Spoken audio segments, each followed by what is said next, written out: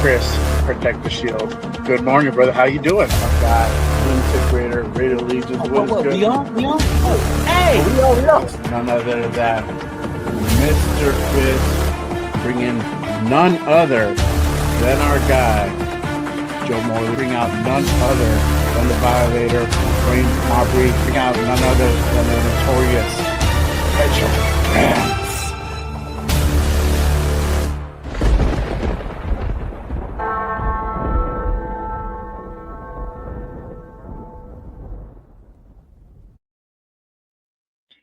What is good, nation? Good morning, and welcome to a special episode of Good Morning Raiders. I am back. I appreciate everyone tapping in and rocking with me on this Saturday morning. Again, make sure you guys go ahead real quick. Do me a favor. Click that like, hit that subscribe if you are new to the show. All right, y'all. We got an exciting morning for you. I am back. We're going to go ahead and kick this thing off. I'm going to go ahead and bring in my guy, one of the hosts. Go ahead and do our Raider Connection show. My guy who has his show, Puro Raider Podcast, on Monday, and the Notorious Podcast on Tuesday nights. Let me bring in none other than Cheeto Linus in the building. What is good, my guy? What up, big dog? What's up? Yeah, man. Man, I'm glad you had that long intro. I got to set up all the YouTube stuff. Yeah, bro. I'm like, sometimes it comes in handy. I know some people don't like it, bro. And I made for the Monday show, I made it way shorter. So I'm like, all right, let's see how this works. No, but you know what? I feel it. Like as a viewer, I understand you're like, just start already. But Yeah. like Rundown tells me, it allows people to come in, settle down, and sit and get ready to watch the show. Because Rundown does a long little intro too. Yeah. Mm-hmm. Yeah, because it lets people just come in and then just. You forgot Monday morning, dog. You forgot Monday morning. State of the Nation okay. Rundown. There you go. There we go. Yeah, my work schedule actually allows me to. That's why I had to switch from Monday to Wednesday because of work. I don't get out of work on Mondays till like 8:30, 9 o'clock now. Yeah. Oh wow. But I don't start till later, and then I could do an afternoon show with Rundown, and then when I get done with that, I go to work. Yeah. Yeah. Nice. I miss wrestling though. I can't watch Monday Night Raw live no more, bastard. Damn, we gotta watch the replay, dog. I know. Yeah, sometimes dude. I don't even get to watch it live, bro. Yeah, I watched the replay, and I gotta stay off Instagram because then everybody be posting their reactions to who comes out. So I gotta stay off of that until I get home, and then yeah. What up, Primos? What's going on, fam? Yeah, bro. Like for me, yeah, I'm always watching the replay, bro. And then for whatever reason, I still get the ads, dog. They don't even remove the ads for the replays, bro. That sucks, dog. But yeah. On Netflix? On Netflix, yeah. Yeah, I've gotten used to it. Yeah, so God, that WWE addiction's real, bro. I was driving last night, and in between rides, I was watching the Unreal because the new season came out, and I was like watching it. And then I get a ride, like, fuck, then I got to pause it and go do the ride. Yeah. Like, hold on. Hold on. Yeah. No, bro, I need to catch up. Man. I only watched like the first 2 releases or seasons or whatever you want to call it. Yeah, so I gotta watch the new one. But yeah, man. Yeah. But bro, I mean, it's good to go ahead and be back and share the screen with you, man. I mean, hey, it's been slow the last couple months, but now it's like things starting to go ahead and head. It's that time, bro. We're getting there. Training camp is here. Training camp is finally here, man. That's crazy. It felt like forever. So it's cool that we can go ahead and get this thing underway. A lot of things are going to go ahead and quickly start unfolding as the days and weeks go by. Veterans report on Tuesday, and then we kick off training camp, full training camp, and then next thing you know, it's preseason. Literally like almost a month. That's right. The Tuesday, the 28th, right? And then they open it up to the fans. Cheeto reports the camp on the 4th, the 7th, and the 8th.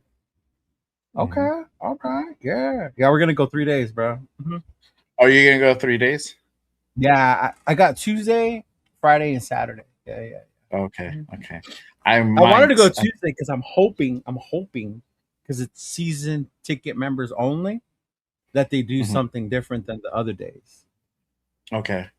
Yeah, because I know Power is gone. Power Raider, shout out to Steve. He's gone on days like that, and they've done other stuff that they won't normally do when it's open to everybody. Yeah. So I'm hoping to get something cool like that. Yeah, I might. What up, Boost? I might pop in on that Tuesday for that. Yeah? For the open practice. Yeah. Oh, Trying nice. to work it out. Oh, Trying to no, figure the it open practice, the one at Allegiant. Yeah, I couldn't get the tickets for the other ones. I'm like, damn, Yeah, they went quick, bro. Yeah. Kubiak's definitely not Pete Carroll. Yeah. Exactly. Remember Pete Carroll opened it up, let motherfuckers line up. It didn't matter if you had tickets. Like, no. This year it's like certain days, short amount of time. Like, yeah. Which is cool, I guess. Yeah, the only thing I'm mad about is the open practice. They made it on a Tuesday, bro. Yeah. Why? Fucked up my whole plans, man. I gotta figure it out. So, but it's I can't go this year if it's on a Tuesday. And then we went last year, but we took Noah. It was on a weekend. We took Noah on a weekend last year. Yeah. I remember we were there. Yeah. So like today, like this. That's when Noah felt Vegas in the summer and he didn't like it. Because before that, I had only took him in November and December, so it's a lot colder in Vegas. So he went in August, and he was running to the car, bro.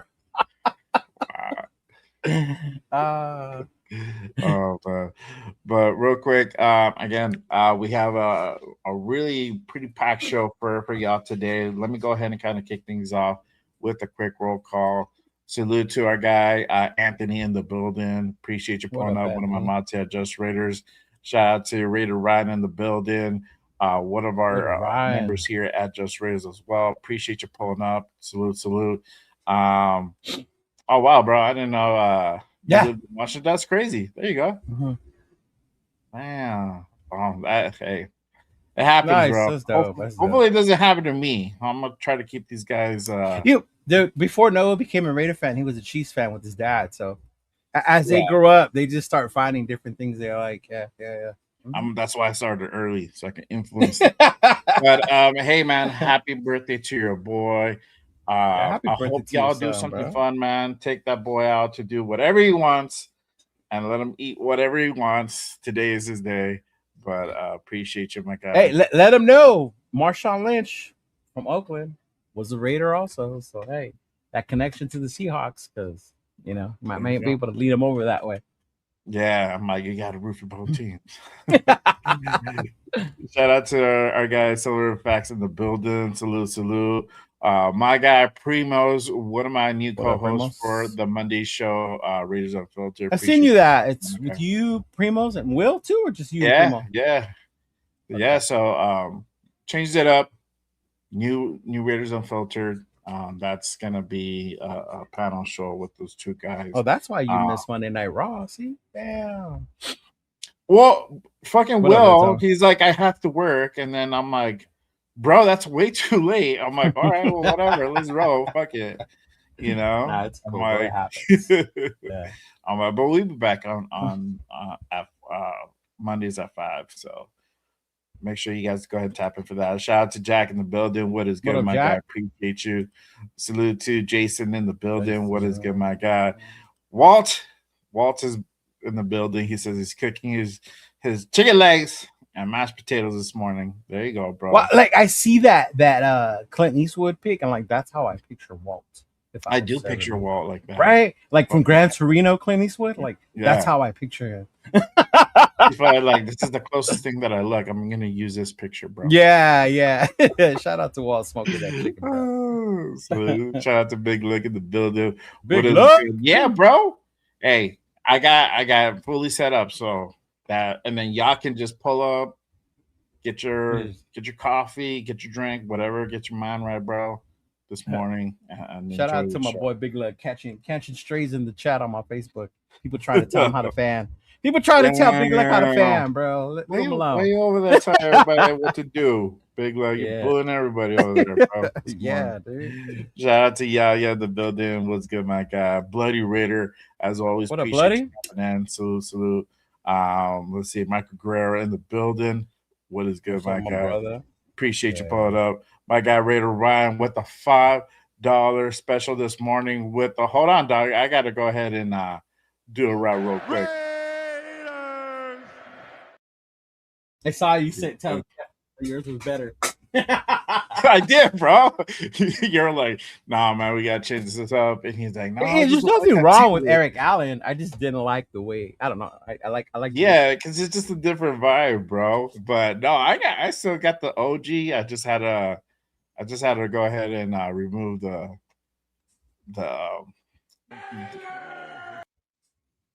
I just had to remove the person, bro. But I still got the voice. Yeah, I like that one. I like it. Yeah. Salute to SoCal Sal in the building. What up, yes, SoCal?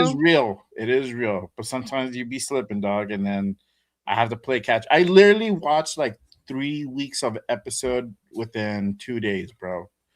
Because I got behind. And I'm like, well, that and then when you watch the premium event, it does a recap anyway. Yeah. Yeah. Yeah, but the cool thing is because I could skip on the matches I don't like. So I'm like, all right, let me go to the storylines that I'm. Oh yeah. Yeah, I'm like, fuck all this. Sometimes I don't feel certain matches. So I'm like, cool, I get to fast forward. Yeah, shout out to Ray Ryan gifting 5 Leo memberships to the masses over there. Salute to everybody.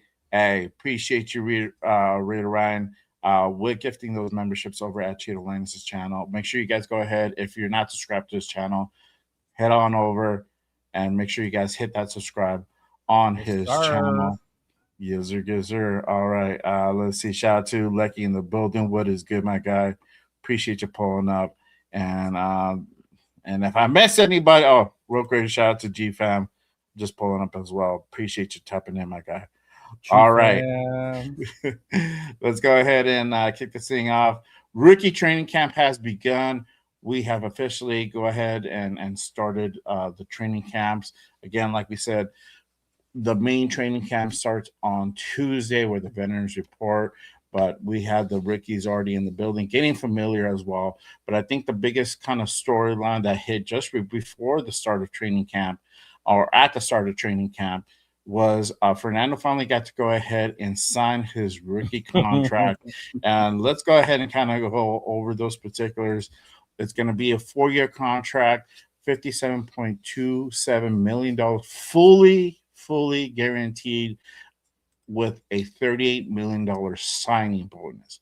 Now, everybody, I don't know what your thoughts were of this, but everybody I felt was kind of panicking, or they were worried. They're really worried that he didn't sign his contract, right? And you had some people like, well, what's going on?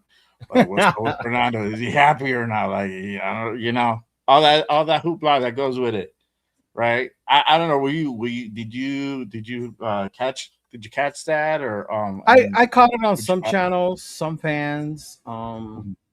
We've done this. I'm going on 3 years now. We've done this for a minute, and it's part of what we do to get the clicks, the attention, the conversation going, right? Yeah. If he would have came out, say, and I love Shador, if he would have came out with like a Shador type personality, I would have said like, hey, what the fuck's going on here? Like, why aren't you signed? But because Fernando has gone to, the OTAs and he's done all that, right? Seeing that there were other quarterbacks that were still waiting to sign their contract also. And I think the thing that sealed it for me about not being nervous was the fact that it was just on the signing bonus and how it was paid out. Like Fernando didn't seem to me as one that would hold out or try to change the structured rookie deals now, like he didn't seem like that kind of person to me. So now I wasn't really worried about it, when it came down to it. I figured he was going to be here that morning. I think when I woke up, I was looking and did he sign yet? And then I was like, oh, well, Gerard McCoy has already there. And I was like, okay, well, Fernando must not be that far behind. So, but I wasn't really worried about it. I didn't think it was that big of a deal. I know people were trying to say, Spike Tech, what are you doing? Just pay him and da da da. Hey, shout out to the Raiders for sticking to how they do things. Yeah. If their thing is we pay it in installments for a certain reason, whatever reason that is, Hey, shout out to you for sticking to that and go like, nah, bro, this is how we're gonna do it, as opposed to like, oh, whenever you want. So like, yeah, Fernando, like you get this, you get that, like, you know. Yeah. So shout out to Yeah. them for sticking to that and getting the deal done was the ultimate thing. But I never saw it as an issue with Fernando. Fernando doesn't have that type of personality that I've seen. Right. He's Right. gonna hold out. Yeah. Yeah, Mhm. exactly. And that was my whole thought. I was like, this dude's gonna sign at some point. It's not like Yeah, he's yeah, like yeah. not gonna go ahead and do it. And rarely does that happen, like where somebody who doesn't sign their contract. The only one, and obviously it had to be us, who was kind of famous for it, but our guy Bo Jackson was the only one that held out when he actually got drafted in the first round. Didn't sign his contract with Tampa Bay, because he Did you felt ever find out why? yes. So he felt that they fucked up his last year of eligibility for him to play baseball at Baseball all. on Yes, purpose. so he loves Yeah. baseball. So he's like, I want to play ball Yes. and Yeah. I'll commit to the NFL. Yeah. The Buccaneers flew him out for a physical, letting him know, like, hey, it's all He good, bro. asked, We like, already is this gonna affect my eligibility? They were like, nah, yeah, you're cool. Like, yeah, don't yeah. worry, everything's good, bro. It wasn't. They're like, Yeah. okay, you know what? You ain't gonna play baseball your final year. So he's pissed. He's like, fuck that, bro. Mhm. I'm not gonna go ahead and play for y'all. So don't draft me. I'm like, like, we'll pay you all this money. He's like, no, I'm good. He's like, well, we're gonna Yeah. draft you anyway. I'm like, all right, you want to lose your number one pick? Fuck around and Right? find out. They did, bro, and he refused to sign that contract. Never signed with Tampa Bay. Sat out his whole initially rookie year. Went to go play baseball. Signed a contract with the Royals at The Kansas City. Royals. And played Mhm. a 3-year contract. We entered the draft the following year. Then we drafted him in the 7th, and Yeah. then after God rest his soul, he let him go ahead and But work but out. even with the Raiders, if you remember, like I was a kid, so it was a little different. But I remember Mhm. that it was with the understanding that you're not getting Bo until baseball season's over. Like Yeah, Bo wasn't gonna come to training camp, preseason, September, right? yeah. Like You're Bo like was you gonna get come once baseball season was over. Then Bo would come to the Raiders. Like, yeah. Mhm. yeah, yeah. And Uh, you know what? I was a kid too, and I was like, I was like what 6, 7. yeah. So I didn't understand why I would see Bo like in October, bro. Like, where the Yeah. fuck is Bo? Where the fuck is Bo? I'm like, Yeah, yeah, where's this yeah. motherfucker? I didn't know, like, and then Yeah.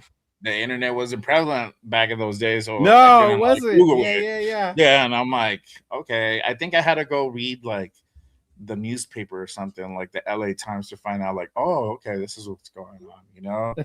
Now that's how old I am. I had to go read newspaper, bro, and not online. The one you're holding in your hand, the one Hmm. to get ink on your fingers. Yeah. That's They had the how. newspaper and then the sporting magazines. Like I Yeah, would read like the sporting news and stuff like that. Yeah, I was yeah, different.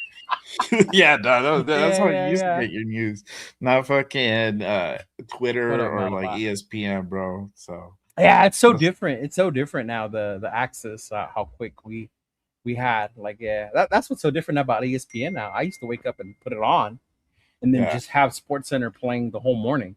It yeah, would repeat the same highlights, but yeah, it was just yeah. different. Yeah, yeah, yeah. Yeah, exactly. Now it's like you can like, all right, let me see what's going on your phone, which is insane, Hmm. bro. So, but yes, the whole contract issue with Fernando was because of the signing bonus.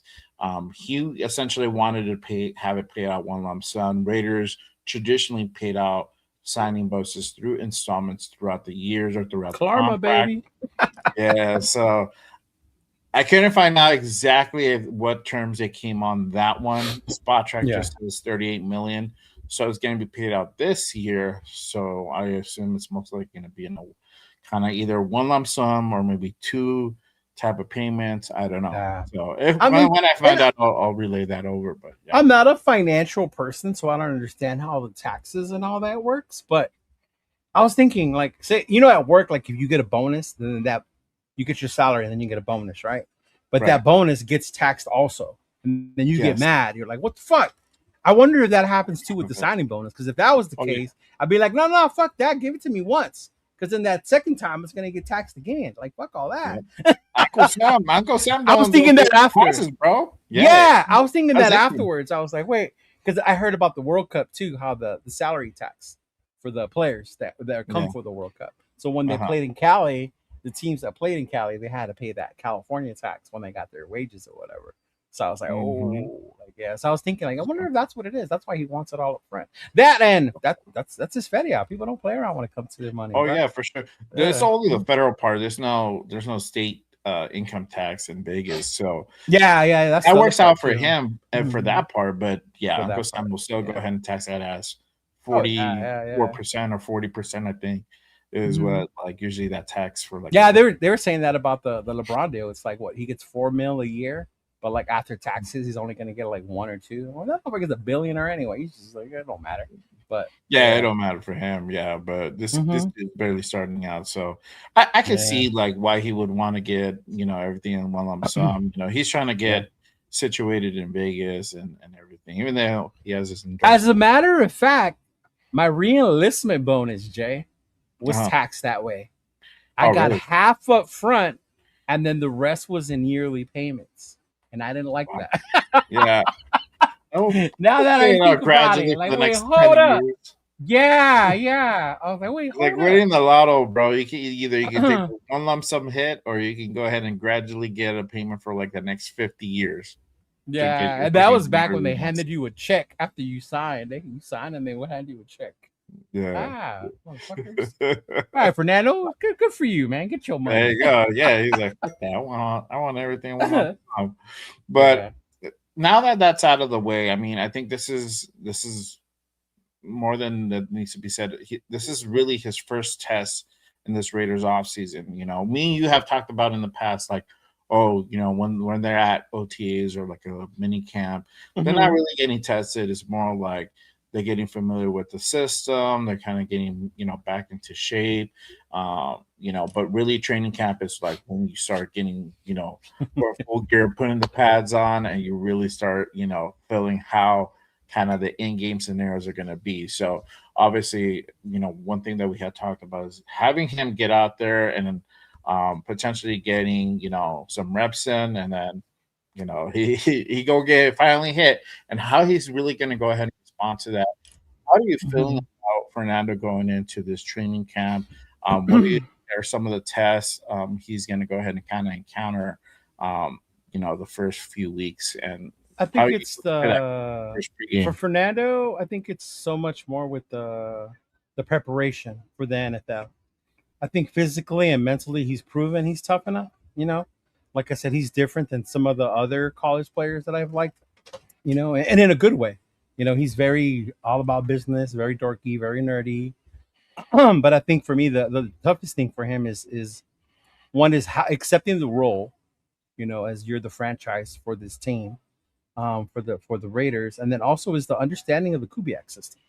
Yeah. And how that's going to work, and having the patience, to learn, the willingness to be patient and understand that. I'm sure he wants to go out there and be competitive, but just hearing him say like, oh, I'm learning a lot from Mr. Cousins, or I'm learning a lot from Mr. Brady, or picking his brain, and just things like that, or even working with the coaches, understanding that he can go watch and he watches the film.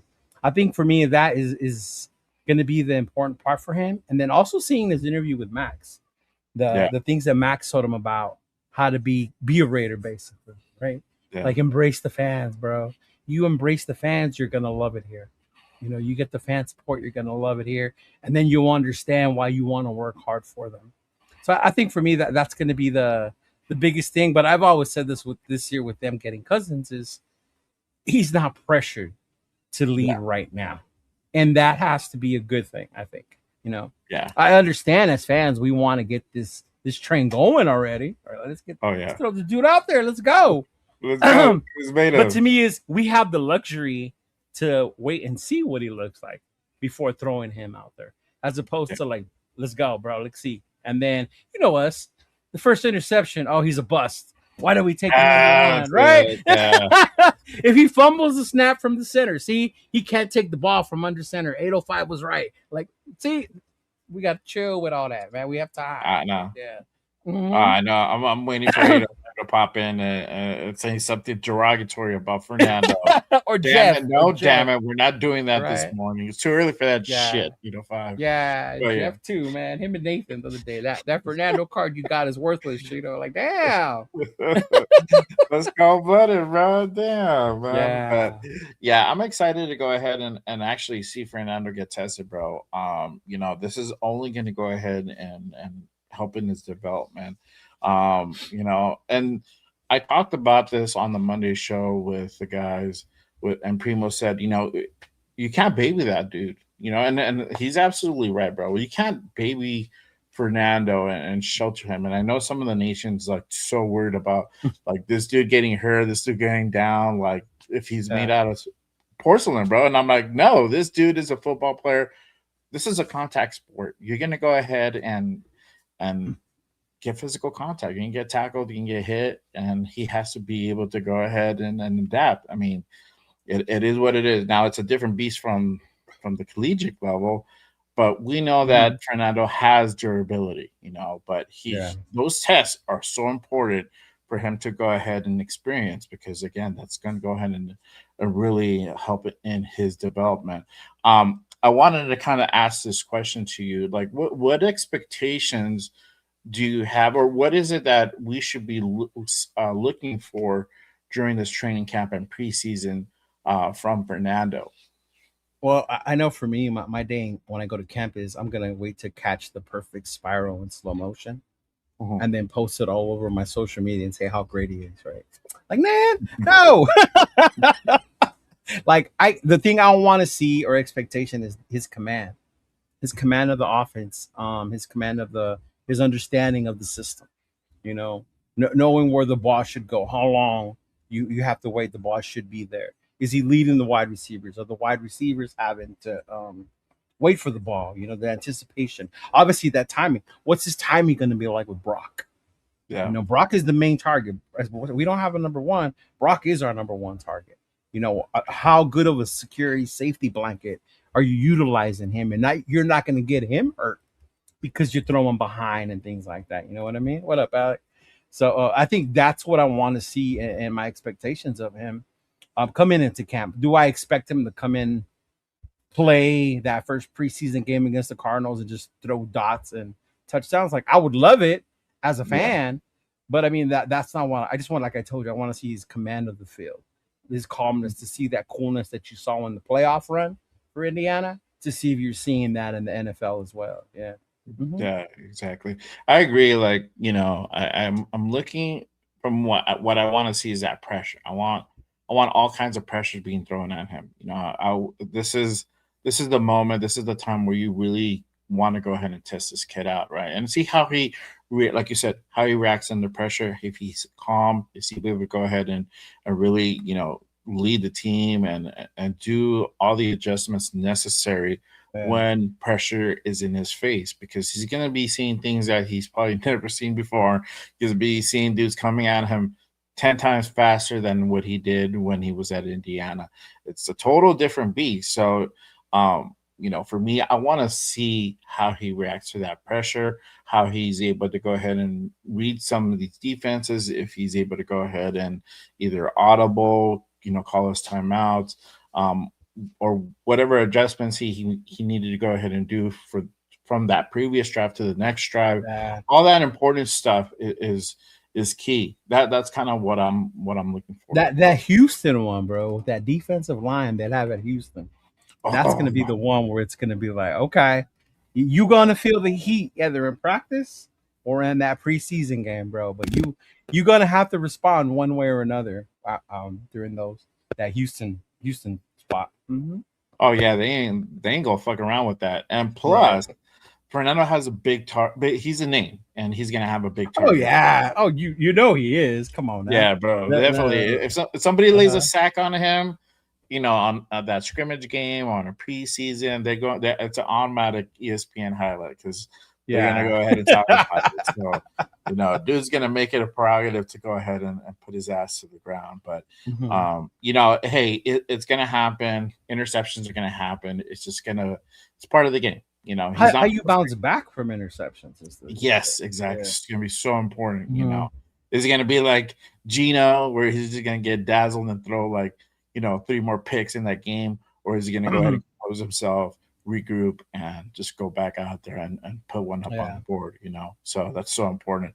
Um, I wanna go ahead and ask this question, and though most of us think that he's probably going to go ahead and sit out majority of this season. But do you think there's a possibility that Fernando can actually beat out Kirk in this training camp and preseason? And would there be any type of potential of him potentially starting like that week 1, or is it going to be always going to be Kirk? I think that's what the debate is amongst the fans, right? Could there be a chance? Of course, there's a chance he could beat out Kirk. Kirk's 37, going on 38, right? He's older. He might be fragile. He might take like a certain hit in camp that doesn't go right, and how he comes back from his injury. Obviously, there's a chance, and if he does beat out Kirk Cousins, that's not a bad thing either. You know what I mean? I think I said this the other day where it was like, if I go see one of these games, if we see one of these games, and he has like that Derek Carr performance that Carr had against the Seahawks that preseason game, right?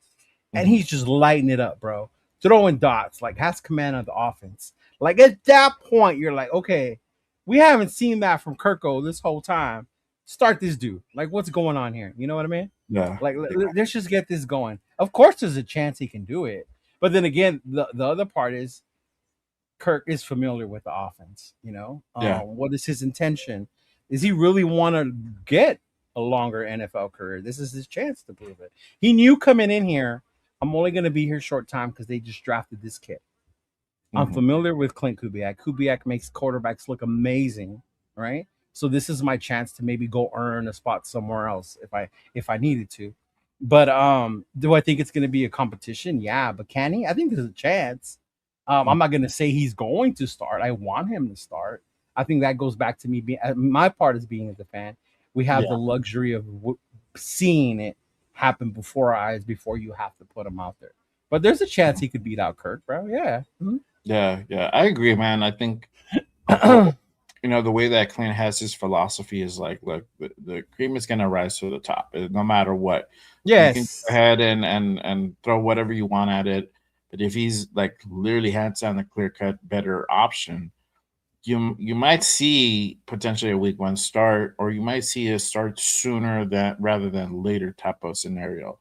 And there's people out there again who are kind of like on the fence about both. So some people say, hey, start them early, start week 1. Some people say don't rush the process. If depending how the season goes, wait for the O line to be good before you put them out right, there. exactly. All these type of different scenarios. So I don't think there's a super right answer to this. I think you really have to kind of just feel out the process, see how it goes, and if he's that good, then start him. Don't suppress it too much. You don't want to suppress it. Yeah, don't be like that's the furthest thing from him. The other part too, Jay, with training camp is the team will let you know the way they respond to him on the field, and I think that's something we won't see as a fan base unless you go to camp all the time or you're there in the building, because you can tell when these players believe in that guy as their leader, as opposed to when they don't. You know what I mean? You look at what's happened with us since the car trade or when release. How much belief did these guys have in Jimmy and Minshew and whoever Gino, right? Like how much belief did they have that this guy was their leader?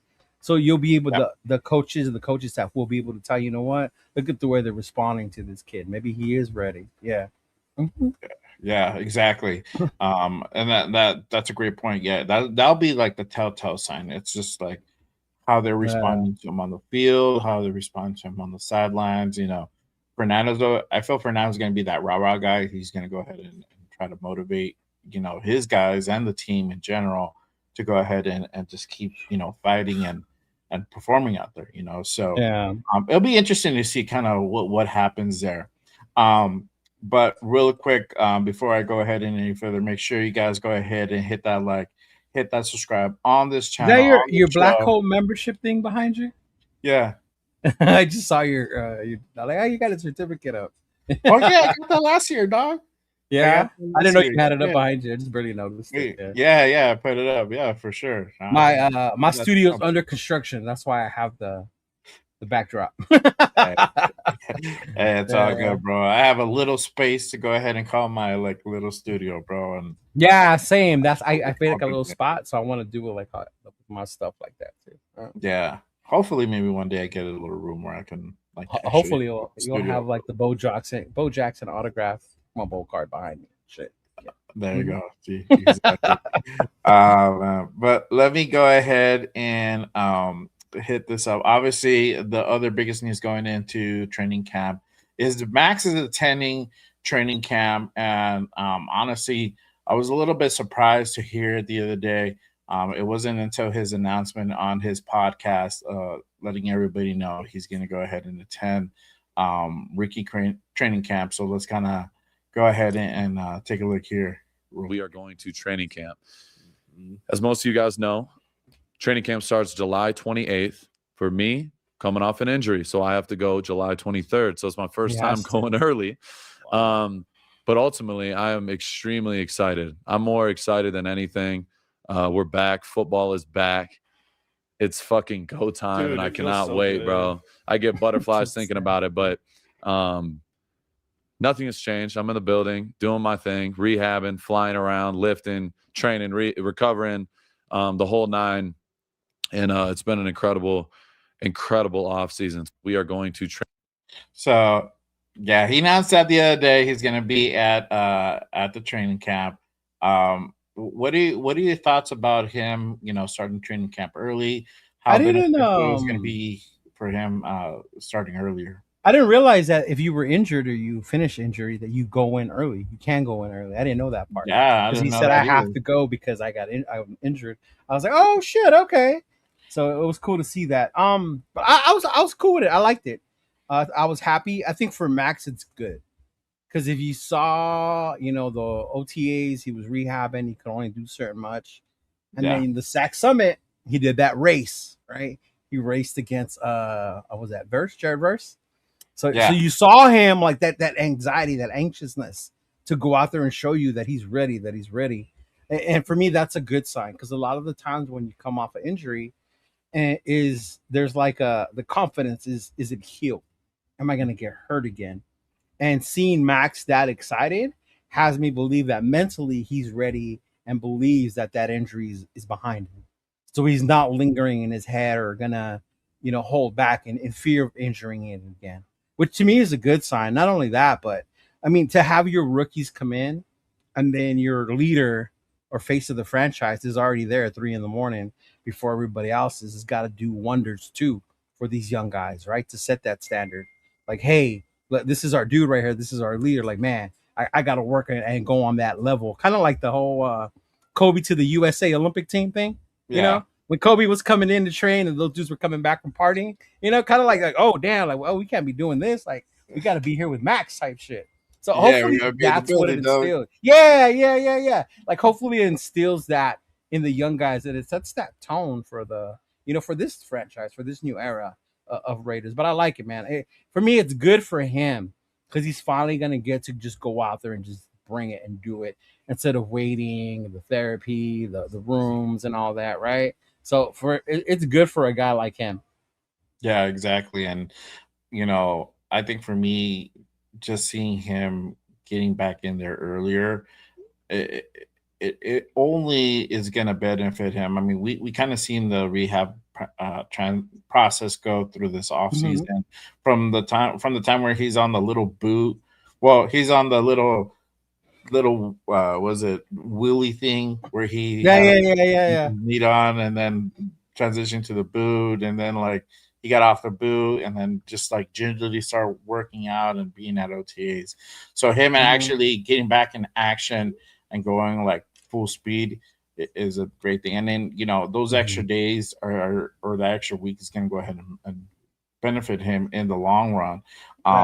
And I think with that being said, I think the question obviously goes, are we going to see a better version of Max this year? With the whole things like going off early in the offseason, with the whole, trade trade bust that happened with Baltimore.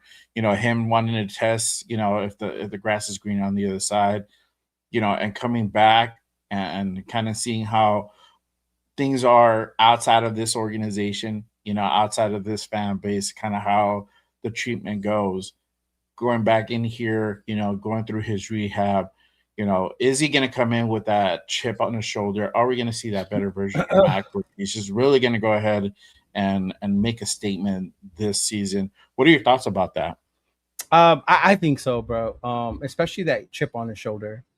I'm sure some with the nation, the whole Flock Nation thing, but I think it's more with the fact of how it went down in Baltimore, where the team traded you, there was interest, didn't mean we didn't want you, but at the same time, 2 first rounders, they were thinking about the franchise. But the way it went, where you got there and they didn't believe in your ability to come back from that injury, they were like, nah, we ain't ready to invest like that, because of whatever they saw on the x-rays or physical or whatever. So for someone like Max, for someone to not believe in him again, is definitely going to be that chip on his shoulder. And then what better way than to come back to the place that embraces you, other than Jeff, right? Yeah. Come back to the place that embraces you, and just go all out, right? Not only that, and to see when he left, bro, like, can you imagine getting traded away, and as you're going to your new team, they start adding weapons to your side of the field. Yeah. Right? Like, they added Kwity Paye, Nakobe Dean, Quay Walker, bro. Quay Walker to me is one of the biggest additions as well. Like, seeing that and you're like, well, damn, why couldn't they do that when I was here? Right? But then now you're back. Yeah. Like, now you're back. Yeah. And they still were able to keep those guys with you. So to me, I think it's just even better. Not only that, your guy, is now the defensive coordinator of the team. Your D-line coach, who's been working with you forever, right? So to me, everything's pointing that it should be a great season for him. Well, my whole thing is stay healthy, do your thing. Go out there. You're always gonna go all out. I will never doubt that Max is always gonna go all out, never. But I just want him to stay healthy and just go out there and prove the haters wrong, bro. And for a guy like Max, like, that's the last thing you want to give him, is a reason or a chip on his shoulder. Yeah. After all this hype on him. Oh man, I swear. You already know Jeff, bro. He's not he's quick to go ahead and let everybody know. I feel like we are probably gonna get one of the better versions of Max that we've gotten in a few seasons. We've talked about this in the past. Is like his production hasn't been all there. It's still great production, but it just hasn't been from what it was the first 3 seasons of his career. So, and a lot of it that's due to his injuries that he's had. Getting shut down early doesn't help either, so all that goes into account for the numbers, right? So now I think with this season coming back, I think even we say it's not going to be a winning season. I still feel that Max is going to go out there, just tear it up, put people on notice, and just ball out, bro. I think this whole experience for him kind of readjusted his mindset and the outlook on this team, and just being here, bro, and just know that some things are more important as far as the treatment and the love he gets from this team, from this organization, because I've said it before, it's like Maxx Crosby has certain luxuries being here. He's basically the guy on the totem pole, and he can kind of walk around and be that guy, right. Going into another situation with another team. It's kind of like not fully starting over, but it's like, okay, you're not that dude. You're not the guy on the top of the totem pole. You kind of have to go ahead and improve yourself and earn your worth, So, and you get your fan base that's critical of you, being the new guy added to the team. They had to give up so much to kind of get you. And if you're not playing at up to par, they're gonna let you know. I mean, our fan base still lets them know, but at the end of the day, they, it's all love, So at least for most of us. He also still gets recognized, and I think that's the part people Max doesn't have the physical attributes of a Myles Garrett, right? He's not that big dude, big old, just gonna right. Max is lanky. Jeff always makes fun of his body, right? He doesn't have that. He's had to work harder to get where he's at. He was a fourth round pick, but to have the last two seasons end the way they have, and then for that list to come out, and they still have you at number four, right? Number 4 as a top 4 defensive end in this league is a huge respect to the talent and the work he's put in. Also, you know, because a lot of people will say, "Well, look at his last 2 years; he's been injured. He hasn't had more than 10 sacks, and I don't know how long." But yet the league still sees him as this threat, as this top elite defensive end, without a lot of those top physical attributes. Right? That was a lot of the thing on him. Right? He's too small. He's not that big. But he's still out there, and whether it's in sacks, play disruption, stuff in the run, Max is always one who's always says you're always trying to improve your game. He's more than just a sack master, right? He wants to be an overall defensive end. So to me, like I just look forward to seeing what he's gonna look like this year, bro. He's the reason Noah switched from the Chiefs to the Raiders. Is Maxx Crosby? He loved watching this guy on the field. Yeah, that was the reason why he switched. Yeah. Mm-hmm. Yeah. Jeff says that he still misses that number 14. You both, bro. But hey, it is what it is. It happened already, bro. That moment's passed, and I mean, he's here. I was just watching this thing about the draft where Eli and Rivers were picked, and then Roethlisberger was number 10. Yeah, and then we picked 2 that draft, and then we took Robert Gallery. And that year was the year everybody said the Raiders aren't ready for a quarterback build up the O-line. So we let all this talent go and took an O-line at number 2. And what happened? So I'm just saying, bro, I'm glad they took their guy. I'm happy for them. But we can't cry over spilt milk. Like, I get it. Yeah. That 14, it looked good that day. We were excited about it. I think, if anything, it helped us cope with losing Max. Like, we got something good for him. So we're going to make the most out of it. And not only the 14, because then it was like, then you get another one the following year.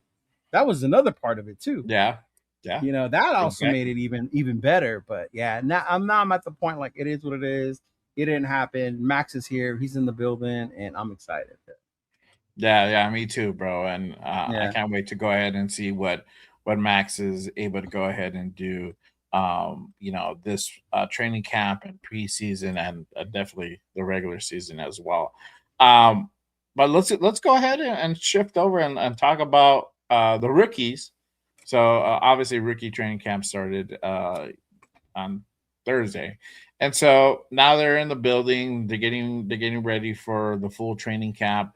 But which rookies should people kind of keep their eye out on? Who do you think would be that kind of dark horse coming out of this training camp? What are your thoughts on that? I'm really interested in, obviously, Gerard McCoy, his talent, but to me, that's going to be a healing process. It goes back again to how confident are you that you're fully recovered from that injury. The talent's there, but I think my dark horse is the one I would look out for is Crawford and Massis. Okay. Crawford, how is he gonna? Because he, unlike Max, has the physical attributes to be a dominant defensive end in this league, right? So can he learn off of Robbie Leonard, off of Maxx Crosby? Will he be able to get even better? And then the other one is Massis, because for a while our secondary's been like we just been putting shit together, but gluing. But to see the young talent they drafted this year, I think that's what has me the most intrigued is, did they get it right? If they can hit on Stukes, Massis, and everyone they put back there, and these guys end up panning out for us, like the amount, how much greater this franchise will get knowing that you secured that secondary through your draft. So I think that's the part where I'm excited about, and I want to keep a big eye on. And then the last one would be the wide receiver. Homeboy out of Oregon. Yeah. And not because I think he's going to come on dominate, because obviously he fell to the 6th round for a reason, but the fact that Kubiak is known to use people and put them in great places to succeed. So to see if a guy like Benson can come in here and then excel in a Kubiak system, and we got this dude in the 6th round. Like, wow, like that would be amazing to see, you know. But then again, like these are later round picks. Your expectations shouldn't be day one starters, but it's something to look out for, you know, to keep an eye on. Like, how well did they do with this draft? You know, time for them to come out and perform. Yeah, for sure. I said that like when the just right after the draft on those two guys. You know, Zeke Massis' tape looks incredible, bro. And if you guys haven't watched this tape, go ahead and find it on YouTube. It's really, really good. So he was the only one that scored right against Indiana in that Oregon game. It was Benson, so, right? Mm-hmm. Yeah. And then and then you got Malik Benson as well. So you know, he's coming in. You know, for me initially, I like them more on the special teams on the punt return, because now you got also another punt return threat. You know, his speed is crazy. You know, but also that, you know, he's a pretty good receiver. So just having another person in there that can also add some more depth to that wide receiver room. And then, hey, if he's able to go ahead and really outperform his actual draft pick, then that's even better, right? But those are kind of some of the guys also too that, you know, we feel that everybody should just kind of keep an eye out for. Let me ask you this though. Who do you think could sink? Who do you think will be playing? I don't know about this guy. He might not really go ahead and kind of live up to the hype, or you know, I will see the hype, but I think as a nation, we want our O-line to be so good that we're already placing Zune at left tackle. You know, and I think we should chill and pump our brakes a little bit on the expectations. I think even 805 said the other day we want to put him at guard. Like, how long did he play guard for, or whatever, right? Not that I think he could sink, but it's like let's see the way he gels into this offense before we start crowning him the steal or our future left tackle. You know, that one would be one as a rookie that I would be like, okay, let's chill, let him develop. Oh, who would be another one? I don't know. Because I hate to be the Debbie Downer on our draft picks. I know, right? But there's even though draft day, like, I had that. Know. I mean, I made that face with Stooks when we drafted him, but it had nothing to do with Stooks. It was more with I wanted that big wide receiver. I wanted that big defensive tackle, and they were there. Where it was picked. And we passed on him. Yeah, that it was more like that when it came to that. But there, I guess in this draft, I didn't see anybody. Were like, well, why the hell did we take him? You know, like last year when we took a touchdown Tommy and the other dude that ended up going to the Dolphins, the other quarterback. Like, it was like, why did we take both of them? Cam Miller. Like, why did we waste, on those two? But I think the one that I would like, not I would say I think he's gonna fail, but I would slow down and pump my brakes on Zoom being like a day one starter for us. I mean, if he does, great. That'll be awesome. Mm-hmm. For me, I think, I would say probably Cleveland, Brandon Cleveland, the defensive tackle we got in the 7th round. I don't know. He could potentially be on the bubble. Like, his tape is okay. Like, it's cool, but at this level might be different. He's a 7th round pick. It's not, you're not expecting a whole lot there. That room is it's kind of thin, but either way, I don't expect too much of him. Zune, I don't know necessarily if he would sink, but I think just kind of the hype around him, people might feel that way. If he doesn't get a starting role, what does that say? Type of deal. But I think, him going into this camp, I think he's going to be competing for some of these positions. I think they're going to go ahead and try to find where he best fits, where he fits the best at. I don't think they're going to try to force it too much, and that's the cool thing about camp, that you're going to be able to go ahead and find out the strength and weaknesses to some of these guys, where they fit best, and where they're going to ultimately, where is the best place to have them operate in this new system. So what about the running back? What's his name? Not Washington. Big Mike Washington. No, the other one. Oh, Hemby. Hemby. Yeah, Hemby's the other one. Yeah, for I like Hembley, and I think like he is a good running back 3, and he's gonna be the type of dude where you can have him come in on certain scenarios, either to help with the block, to go ahead and either take punishment when it's like a uh, short situation, or you need to go ahead and kind of just push the ball out of, if you're deep in your own zone type of scenario. He's gonna get very limited reps, or you just want to go ahead and kind of give that different look, and you want to, you're using him more for scheme. But I think he's a good running back. I don't even expect a whole lot from him either.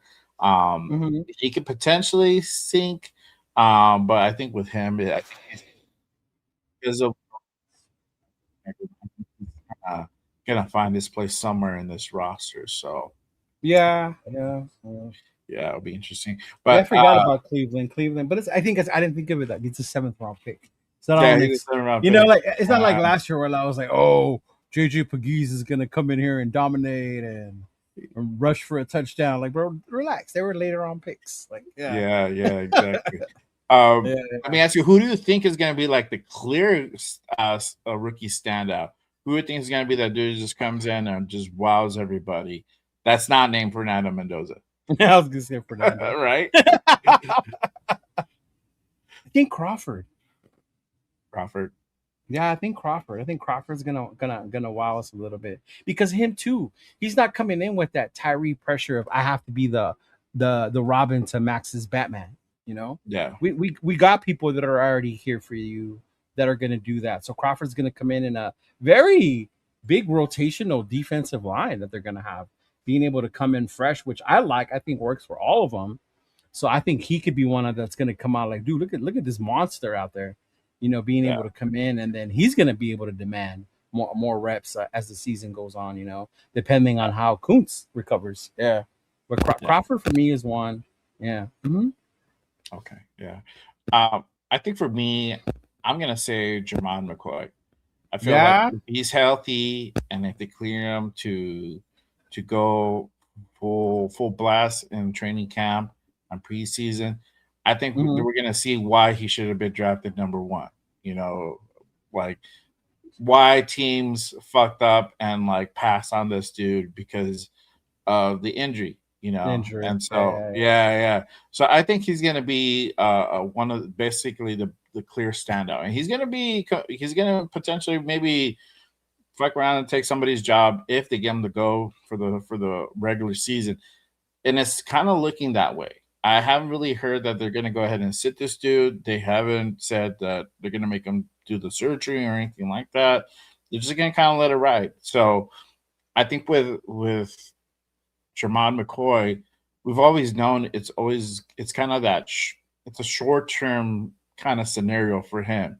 And if he ends up working long-term and he stays healthy and he stays with us his whole rookie contract, great, it's a win-win, but I think it's like if we could get like a year or 2 use out of him, it's kind of that scenario, and I think the Raiders are kind of going into the same thought process in regards to that. I think the other guy too is probably gonna be Stooks, bro. I think Stooks is gonna show out why he's that 2nd-round pick. This guy's versatile at free safety and also at the nickel. I said on Monday, like I feel like he's going to be competing at both of those spots. They're going to go ahead and just kind of let him find his dominant position, and they're going to go ahead and put him there.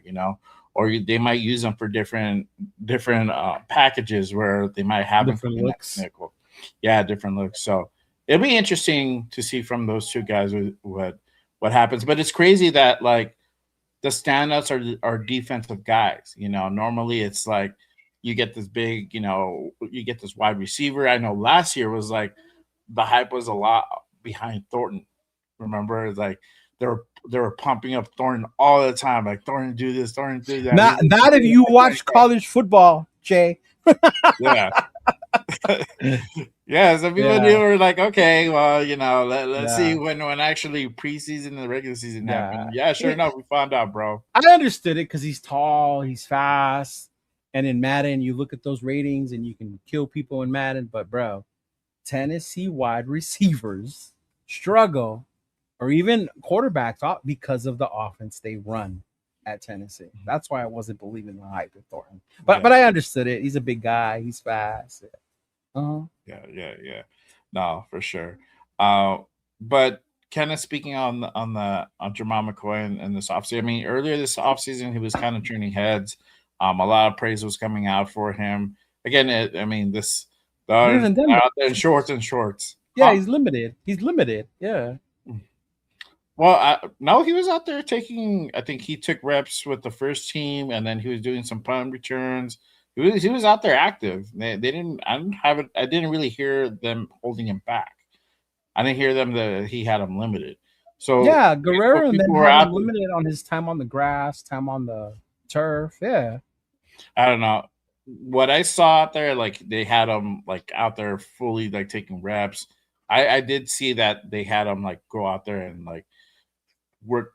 There was like a scenario where they had him work with the ones at one point, right? But again, this is the kind of during OTAs and stuff like that. Yeah, but it's more and stuff. you know, like I had said, like, if he stays healthy, you know, they might let him participate fully in this training camp. But I think if they're gonna fuck around and do it, what do you think are the chances of the actual team letting Jamal McCoy play this season? What are your thoughts on that? The question to me is not his talent. The kid can play corner. He's a great corner.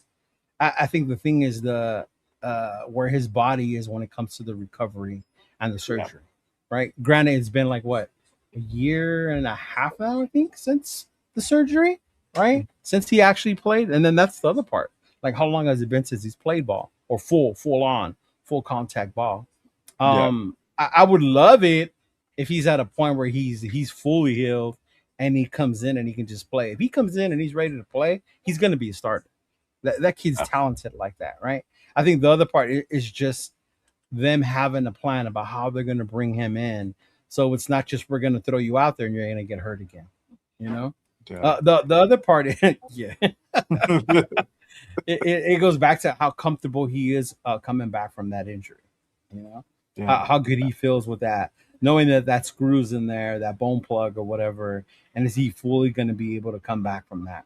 And that's something that, like, as much as talented as he is, your body physically is only going to allow you to do so much. Yeah. Mm-hmm. Yeah. That's like a medical type thing. Like, if they can take care of that, like, there's no question about the kid's talent. No question at all. Yeah. It's just his physical health. Is he healthy enough to play? Yeah. And I feel like they've been keeping really close tabs on that.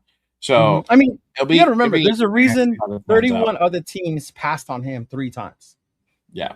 Obviously, all the other teams did their depth research on this kid's physical health, on the surgery and the recovery, right? Mm-hmm. We're the ones who took the chance with it in the 4th round. You know, we're the ones who said, fuck it. Let's see what happens. Because the talent's there. Now, the thing is, physically, is he going to be able and be ready? And how long is it going to take before he goes on the field? Yeah. Mm-hmm. Exactly. Yeah. I think if they do let him go, they give him the green light. I think he's just going to go ahead and just tear shit up. So I'm excited to see kind of what happens there. And hopefully he does get the green light. I think it's going to be a win-win situation for him and us as well, for sure. Yeah. But let's kind of go into next week. Obviously, training camp is going to kick off on Tuesday. Fully underway. Events are going to be in the building. Everybody's going to be in the building under one roof. And we're going to go ahead and find out who's the real deal and who's not. But who are you excited to see from next week's training camp? Who do you feel is going to be the standout for the actual full training camp this year? The O-line, bro. I'm excited. I want to see the trenches. The trenches, because that's where it starts. I want to see how these guys gel, who's going to stay healthy. JPJ, is he going to go out there? Is he going to be fully healthy? Or we're going to hear like, oh, he's already at the Guardian cap and he's sitting out today because concussions or whatever. Like, that's been his ongoing thing, right? So I think that's the part I'm most excited. Right? I think that's the thing. Because the style he plays that way. He plays physically. So he's going to have that, right? But JPJ, the O-line, the way the coach, the way they're going to be actually coached this year. So definitely like to see the the trenches on both sides of the field, right? Like who's going to play D tackle, right? Who's going to be the one that steps up with Adam Butler, right, in that rotation? Who's going to be the one setting the tones? Are they going to follow Max's lead when it comes to disrupting shit, right? When you go to camp, like you see that on the field. It's kind of like, yeah, they're the same team, but you see like it's us versus them kind of thing. Like we're gonna show them out. Like no, we're gonna show you out. And I think that's what Maxx used to get in trouble for, and Kuntz too, when Josh McDaniels was there, when they would yell at him for breaking up a play. Like just to see them go out there and build that camaraderie, bro. You know, that's where it starts. Before we start getting into weekly battle, like this is where it starts. So definitely looking forward to the trenches and the O-line and the D-line battles in camp, man. Yeah, for sure. Yeah, I'm excited to see the battle at O-line. You know, who's going to go ahead and fill in you know, those positions are in question, you know, that left guard and right guard spot, you know.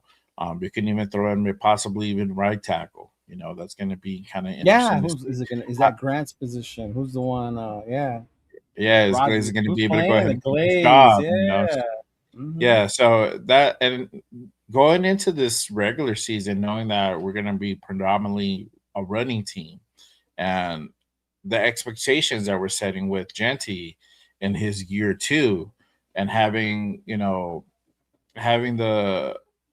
some of the struggles he had last year, and some of it it's him, and then some of it is the O-line that he had. Hey, come for you. I'm tipping for it, bro. I don't care, bro. Don't be a Genty hater. I know, bro. But you know, that going into that, and now going out and drafting, you know, Mike Washington, having that 1-2 punch. We got our 1-2 punch now.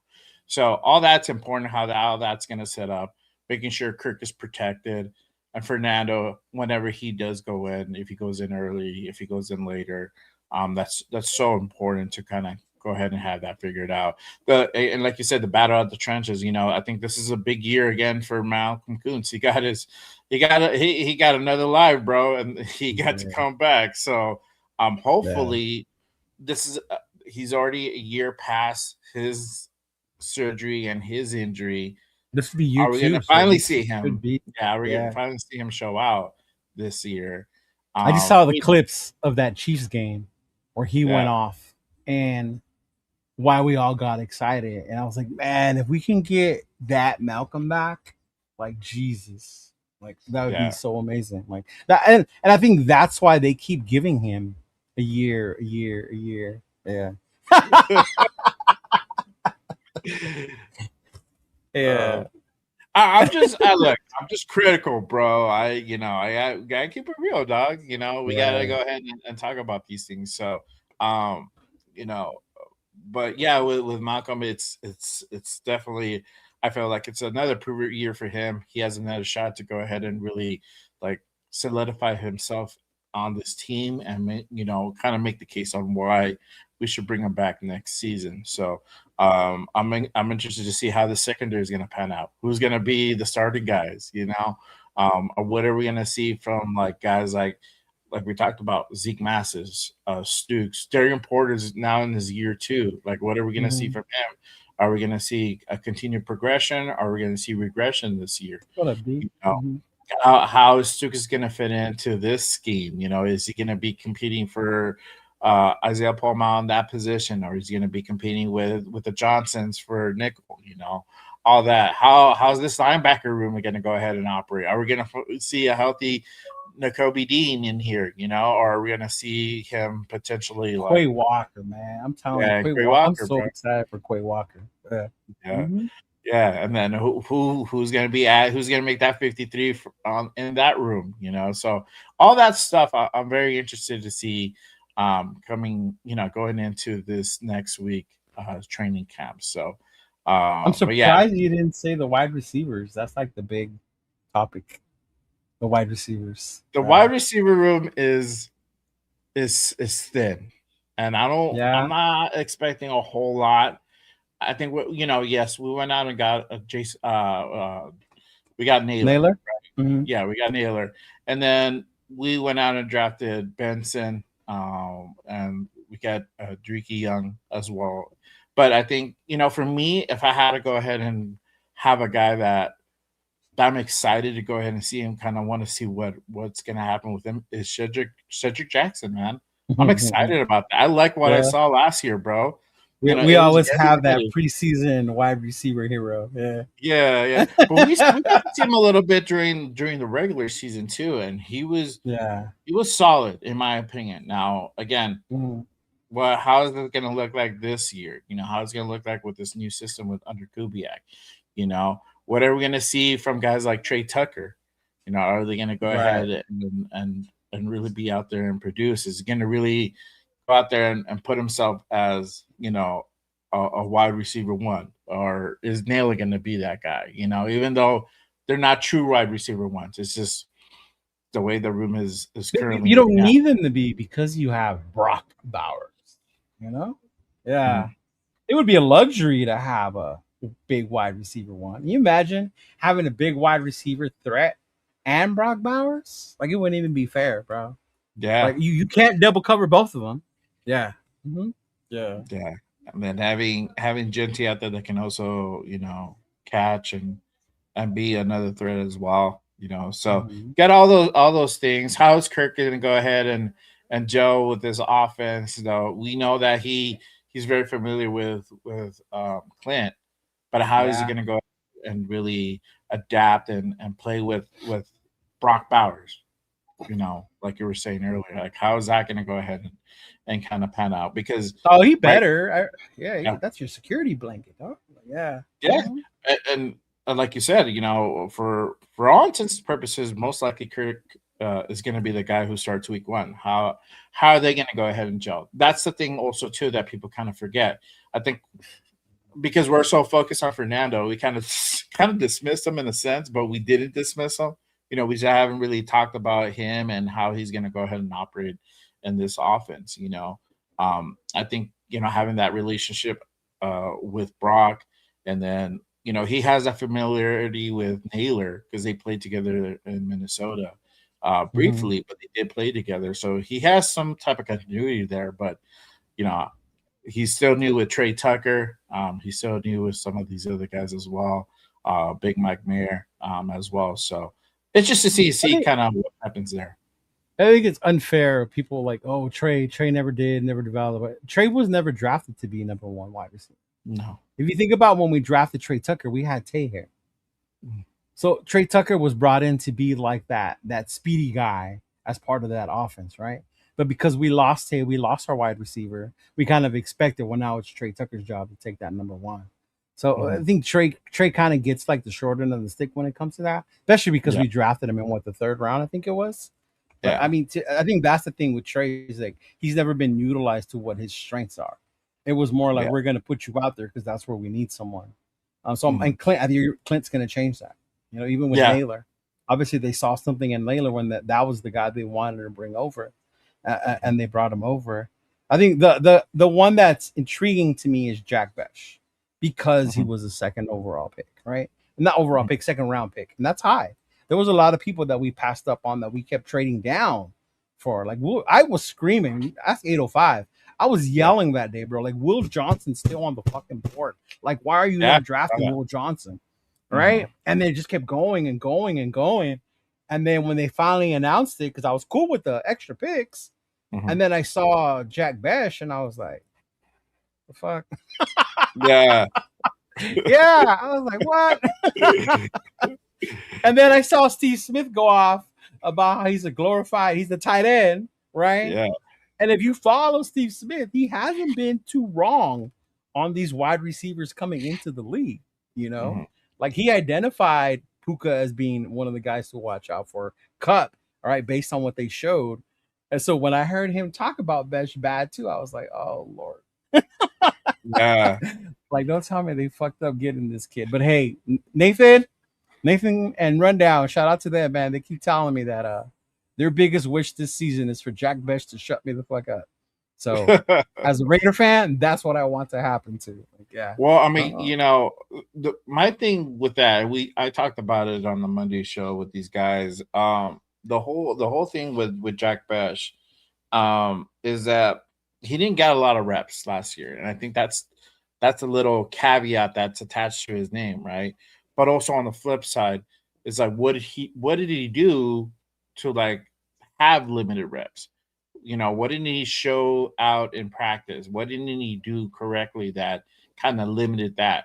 A lot of people are talking about is his start. He doesn't have No, that you can't he get can't create that separation. separation. Yeah. Yeah. His Yeah. hands are good, but he can't create that separation. So he can make those tough catches in traffic because he has those guys because he can't create separation. So it's going to be interesting to see how he does this year if he's able to improve that part, and being now in a Clint Kubiak system, known for how Clint can, scheme guys open. Yeah. How is he going to do that? Is he still going to be able to go ahead and make that happen? Yeah. Because if he is, then that's going to change the whole outlook on this offense, because now you have another weapon, or maybe a guy that you can go ahead and count on third down situations, that third and Renfro, type of dude, that you can go. Yeah, but you got and, Brock for that, like you don't need another tight end. You don't need another tight end. Like Jesus. Yeah. But no, and I get it. Like, and people are like, oh, he's a great blocker. Are you telling me we drafted a wide receiver in the second round to block? Like, come on. Like, no. Like, that was your opportunity to go get a playmaker. But exactly. I mean, yeah. I was a little bit disappointed when I heard he got drafted, knowing some of the other guys that were kind of still on the board as well. Like just wide receiver base. So yeah, I know that 805 said there were better wide receivers still available. There were better wide receivers, and shout out to 805, bro. I was listening. I was tapping into Ben's show last night. The Silver and Black Lounge. Shout out to him. And 805 made a great point. Like Spy Tech has been kind of drafting dudes that have been developmental, and it makes sense, bro. Like some of these guys were like, why do we pass on certain dudes and got these dudes? And like these dudes are not really threading the needle like that because these guys are developmental. Yeah, so it's like, okay, Jack Besh is kind of one of those guys who is a developmental guy. I keep tongue twisting on developmental this morning. Yeah, but it's gonna be it's like that type of scenario. So it's like if he works out, great. But then usually when you're drafting a guy in the second round, these guys they're supposed to be starting caliber guys. You want your first, second, third rounders to be starting caliber guys, right? And so there was questions around him last year, and there's even more questions this year. So and I put up that short the other day, and everybody's like, because Will said, hey, if this guy doesn't pan out by the end of the season, you need to cut him immediately. That's dumb. And then I'm like, yeah, can't do that. Like, no, I think you should keep him. Yeah, I think you should keep him. And let it see how how that dude works out. At the end of the day, you can always trade him. Now you're not gonna get a second round pick back, but you might be able to go ahead and maybe muster up a fifth, maybe a 6th round pick, 7th round pick. You're able to what did we get for Tyree? 7. We swapped 5th and a 7th, right, or something like that. Yeah, we got another 6, I believe. Yeah, something like that. Yeah. So, in that scenario, it was like we drafted this dude in the first round, and we ended up getting like a 6th round pick essentially for him. And I think honestly, the way that he was playing, that was probably the best outcome for us. We ended up winning in that situation. My only hope to what you said is the developmental part. Like if that's what you're doing, that's fine. But in order for that to work, you can't keep changing coaches every year. Yeah. You know what I mean? Where that ends up biting you in the ass is you keep changing coaching staffs every year. If you're drafting these dudes, knowing that you're in here with the long haul, the long process, then you need to keep the same coaching staff around them and have the right coaches to develop them. The fact that we got a actual O-line coach this year, a great offensive-minded head coach who knows how to call plays, as going to be able to lead this offense, right? So that, in that sense, it gives you hope. Like, okay, maybe these guys can develop these guys. Or even when we draft people on the D-line, you've seen what Robbie Leonard has done with a lot of the guys he's had. And as shitty as our defense was, the strength of it most of the time was that D-line. And if they can get to the quarterback, then that's when we would do good. So if we're gonna develop people, let's at least have the coaching staff here to be able to develop them. Ninja Air Smoothie. Samira says trade Besh for a Ninja Air Smoothie maker for those hot summer days, and it does get hot as fuck in Vegas, bro. That's not a bad offer, bro. I do hope that Besh some way works out, bro. I really do too. That's what I think. That's what people get at Michelle. Like when we say shit like that. Oh, you're not a fan. Turn. Big Luck got that the other day in the chat. Like you're not a fan. Turn in your shirt. Like, bro, you want them to succeed. All you're saying is that what you're seeing on the field right now isn't translating to success. You know? Yeah. The dude that I want that I feel that is probably gonna be that scenario is gonna be Dante Thornton, bro. I don't see Dante Thornton out here after this season, bro. I don't see him. And he's the one. If he doesn't show the commitment to being able to run routes fully, be fully every play, not just like what you're used to in college, where if you know it ain't go to you, you just jog, right? Like he has to take that next level. If he doesn't do that, then I could see this team moving on for him because he was only a 4th round pick. There's a difference in the two. Yeah. Mm-hmm. I would love for Thornton to get it together and like, hey, bro, you got a great offensive coach minding staff behind you that can make shit happen for wide receivers. You know, if he was to really focus and use his physical ability, then that would be great. Imagine being a 4th rounder and excelling in the Clint Kubiak offense. When it's time for your contract, bro, you can negotiate either with us or you can go get paid somewhere else. Right. You know? Yeah, exactly. Especially being that big and that fast. Jesus. Yeah. My thing is for him to finally fucking catch the ball, bro. And that he struggled with that last year, bro. And I know we had Gino back there, but still, like, there were some balls that were thrown to him that were like on the fucking numbers, bro. And I'm like, dog, you got to make that fucking catch. You know, you're not going to get the perfect spiral every time. You're not going to get the perfect placement every time. And he's new. Your job to make sure you make those catches. Huh? And it happens. Yeah. I forgot who I was listening to the other day. And they reminded me that even Tay had trouble catching the ball his rookie year. Yeah. And it was a mental thing. Because Tay could obviously catch the fucking ball, right? Yeah. But it was a mental thing, and it took like the right coach to get behind Tay and bring that confidence back, and then Tay started balling. But I was like, oh yeah, I do remember that motherfucker was dropping the ball in the beginning. Like, yeah. So it might be that scenario here, bro. I don't know. Hopefully, I mean, hopefully, these, you know, Janoko can get in there and just be like, hey, you got this, dog. If Thornton could catch like Jack Besh, because Besh has hands. He just can't get open. It's like they're flip, right. Yeah. Uh-huh. Yeah. That would be amazing. Yeah. But and you can tell with Thornton the way he reaches for the ball, the way he tries to catch it. Like, no, man, like this. High point. Like Jesus Christ. Get up there and get it, bro. Like, that dude don't want to jump, bro. He's like, fuck that shit. GFM says the Saints received Wilson and a 2026 7th round pick, and then we got the 5th, the 150. Yeah. So we got, I think, was it 150? It was Dalton Johnson, I believe, that we got him at 150. Yeah, I think 150. I think that at 150 it would be Dalton Johnson. That's because we got Mike Washington before that. Oh, really? Alec, that's what Rundown tells me all the time in the group chat. When we talk about who did you want to get? Ain't nobody else ball out either. And like, oh, here we go. Severe always has a response about somebody. I just can't remember who it is. I don't know. I mean, I like Johnson just because this dude could play fucking nickel. And we didn't have no nickel guys. Like, ever since Hobbs left, bro, like there was no real guy that can be in there. And that's the funny part with us taking that chance on Gerard McCoy, because Will Johnson was a 1st round corner. No question he was a 1st round corner. What happened with Will Johnson was he got injured. So because he got injured, he dropped, and where was he going to fall, right? Yeah. And me and Chris, Protect the Show, shout out to him, talked about it a lot because Will Johnson played at Michigan. That's where he went. And this dude was fucking amazing.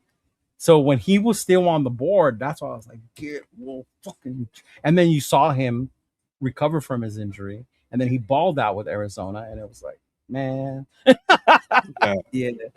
Yeah. Those strong So, hands. yeah, shout out to Ben in the building. What up, So, man? so Silver and make Black sure you guys Lounge, go ahead and bro. catch Silver and Black Lounge. They had a great show yesterday with 805. Did they get their 3 members so they can start giving away the jerseys? I know he said they were almost there. Yeah, I think I heard him say something about the jerseys. So, all right. yeah, it was Nutty Raider and Dirty Raider. Okay. Yeah, on with 805 as well. So, yeah, Oh, make sure you 805 guys was on there with them? Yeah, it was that's why I heard 805 say like some like Spytek's been like drafting like developmental guys. And honestly, like I didn't think about it like that before up until he said it. I'm like, oh, now it makes sense why we got some of the guys that we got. Because some of these guys were like, like what was it? Rogers, right? Is the one that came from William and Mary, the small college. So he's the developmental, one of the offensive linemen they drafted last year. Charles Grant. Grant. Charles Grant. That's Grant? Yeah, William and Mary. Okay, I know one of them came from a really small college.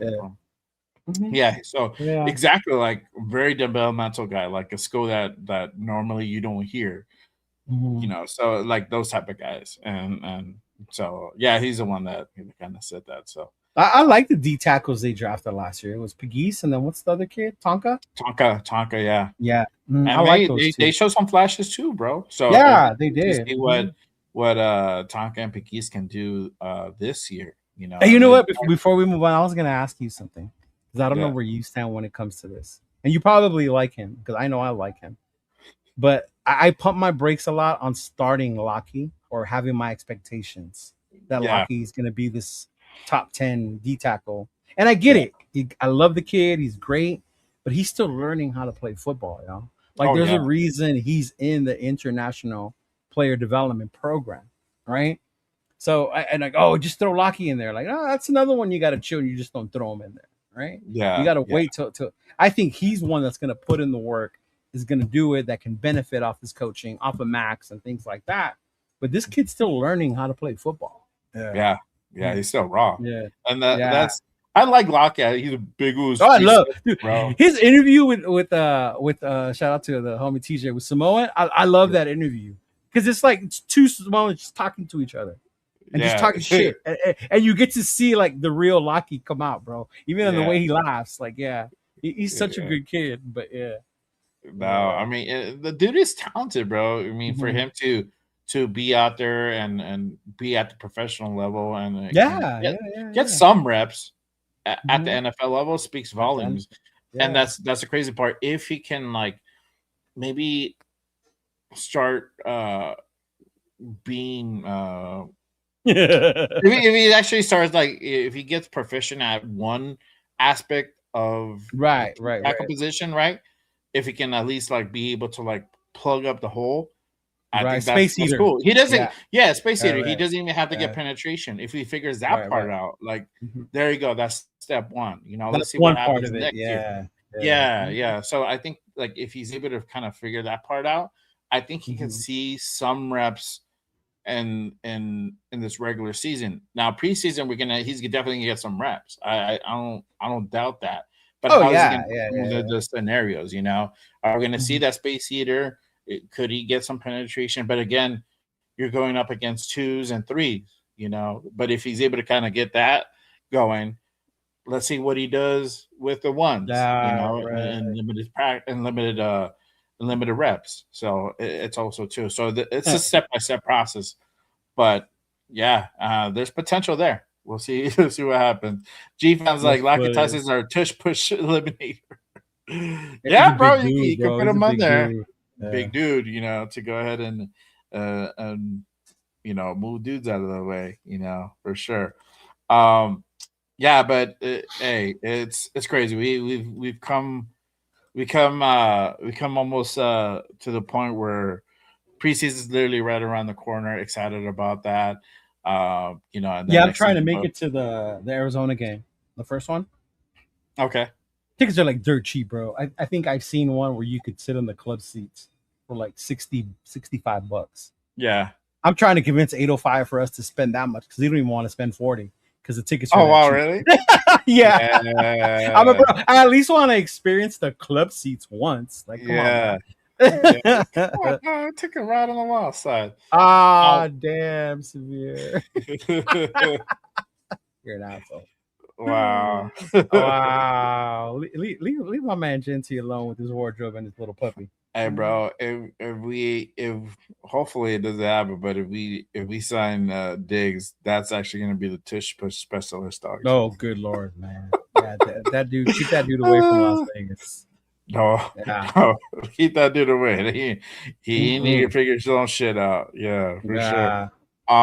I'm gonna try to. We're gonna go ahead and most likely be at that the Raider Niner game in Vegas. A lot of people go to that one, and I get it. The Bay Area rivalry. That's well, my sister, for whatever reason, decided to go ahead and be a Niner fan long time ago. I don't know. I get it. Your sister lives here in LA, right? Yeah. Yeah, that's why we don't have a team here. Yeah. Well, and the Niners were winning, so it makes sense. Yeah. Well, her dude at the time was the Rams fan. At least I could have seen that. Even that. Go against him. Good for her. Good for her. I'm like, all right. I'm like, let's go. Let's go watch a game. You know, because those Raider Niner tickets in Santa Clara's. I mean, you're from LA too, so you know, like to us, the Niner Raider rivalry isn't as big because we're not from the Bay. Yeah. Right? For us, the bigger rivalry was the Chargers or the Broncos, right? Those were closer to home for us. Whereas opposed to when you Niners, Raiders, everybody above us, you know, from Bakersfield on up. Yeah, exactly. That's like the game of the century for them. And we're over here like, all right, cool. Yeah. But like, I don't know who to hate more, the Chiefs or the Niners. And I'm like, bro, the Chiefs. Fuck me. Bro, yeah. Like the Chiefs. No, but not, it's crazy. Yeah. Like all depending where you live, you know. So if you live in the Bay, it's the Niners, you know. If you're like from where we're at, it's the Chiefs or it's like some other team, you know, or the Chargers. Chargers are probably for me it's more the Chargers than it is the Chiefs, but I think because of where we live. Yeah. Mm-hmm. Yeah. You know. Mm-hmm. But because we were always so dominant over the Chargers up until like, you know, the last until LaDainian Tomlinson showed up. Yeah, you know. I lived in San Diego when they had LT, bro. That was brutal. Brutal. See, look at Jeff. I remember those days. Yeah. Yeah, see? And then Jeff is like, fuck them Pats. Me too, bro. But it's like he's more like, nah, fuck those dudes. Like, I'm not. Yeah. He's like, I'm gonna be at those games, make sure I'm fucking loud and proud and shit. So yeah, it just depends where you live at and those games that just kind of like Nathan hates the fucking Rams. He does. And in my mind, it doesn't click why. You know. But Nathan hates the Rams, bro. Hates the Rams. And he wasn't even alive when they were actually here and they were in LA, right? Yeah, no, not the first time around. No, yeah. So it's crazy to think like he has that fucking hatred towards them, and it wasn't even alive here. You know, it was crazy. But I'm gonna be out at that game. We're gonna go ahead and do that with the Fam Bam. Week 1, bro. Severe hates the Rams, 49ers, and Cowboys. Oh. Yeah.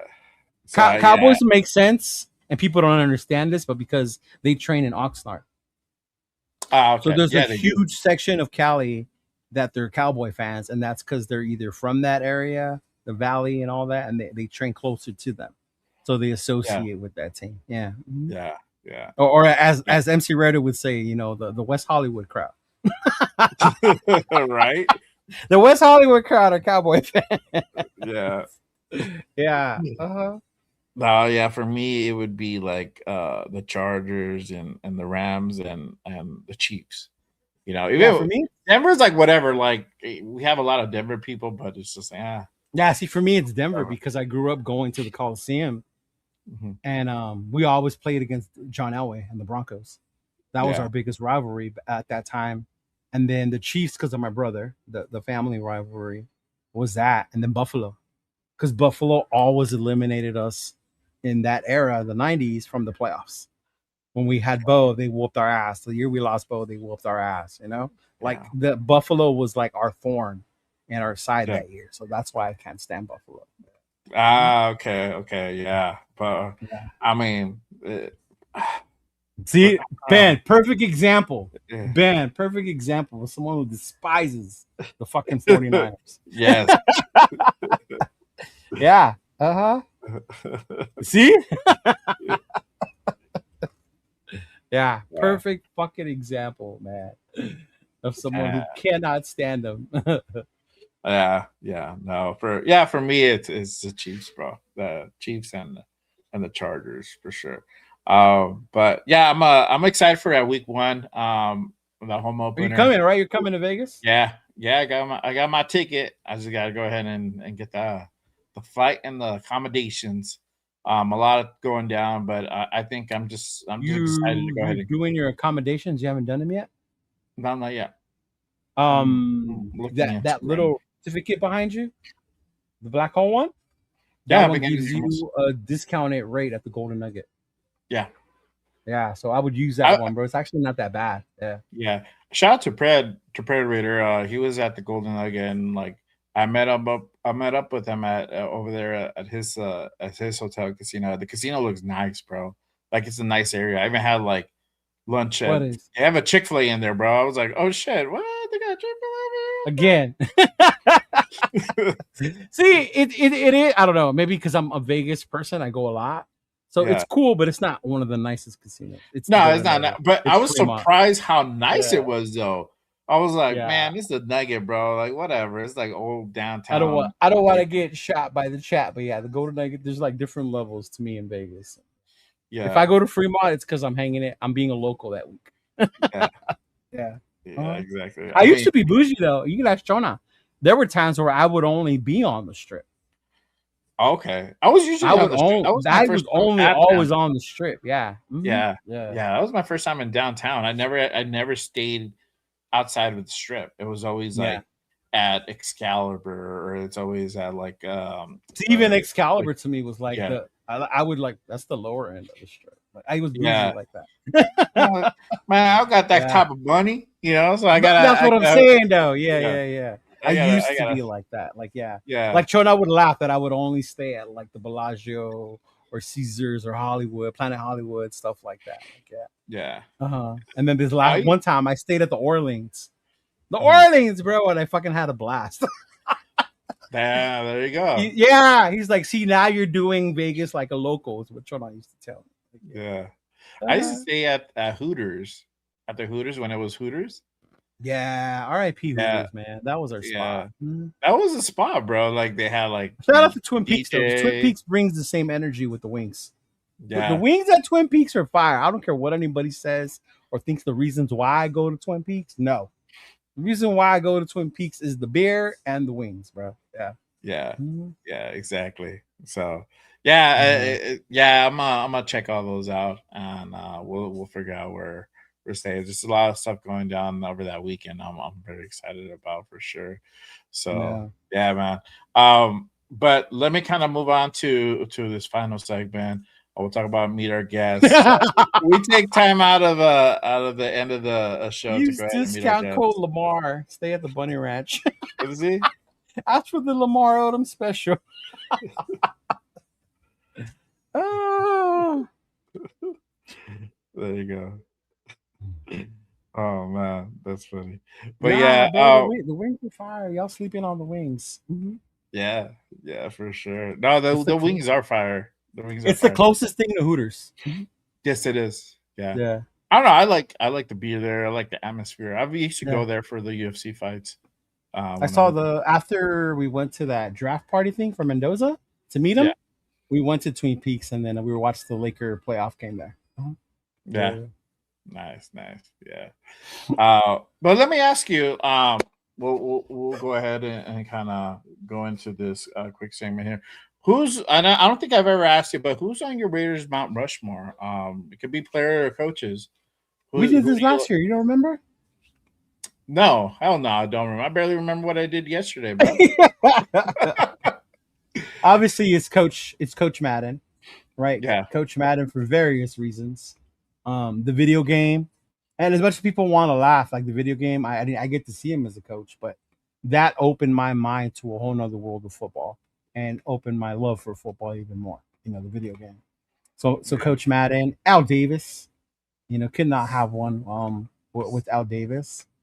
And then I would definitely add Tim Brown, because Tim Brown went to Notre Dame and he went to play for the Raiders. So that would definitely be my Tim Brown. And then my other one, I always have it struggle which one, because in my era I loved watching Marcus Allen. I loved watching Marcus Allen run the ball. But then also as I got older and I played Madden, Charles Woodson was my dude.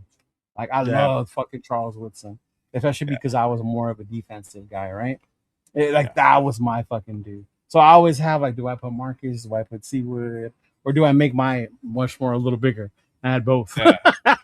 Right? But for me, as I have to go back as a kid where my love started for the Raiders. So I would definitely throw Marcus, Timmy, Al, and then of course Coach Madden. Yeah, and that's just me because that's where I grew up. That's where my started.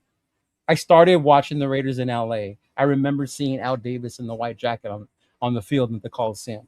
Yeah. I remember seeing Marcus Allen. Like I remember when Tim Brown got to the team. Howie Long was my favorite player. Probably I was bigger Howie Long fan than I was a Maxx fan. Yeah, as a kid, because of that love you had for them. Yeah. Mm-hmm. Yeah.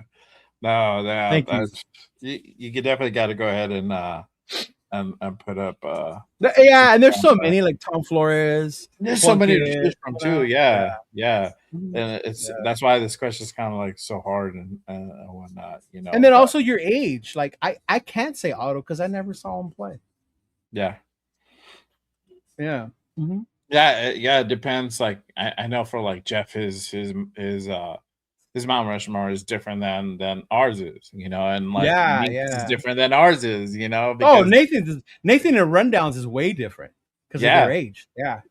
They'll throw in like maybe one dude that's like from back in the day, but like most of them are like within the like modern era type of dudes and stuff, So I don't know. I'm a Bo guy. Yeah, he's on my list, bro. See, but even Bo, like, is it Bo because of how long he played for the Raiders, or Bo because he was Bo?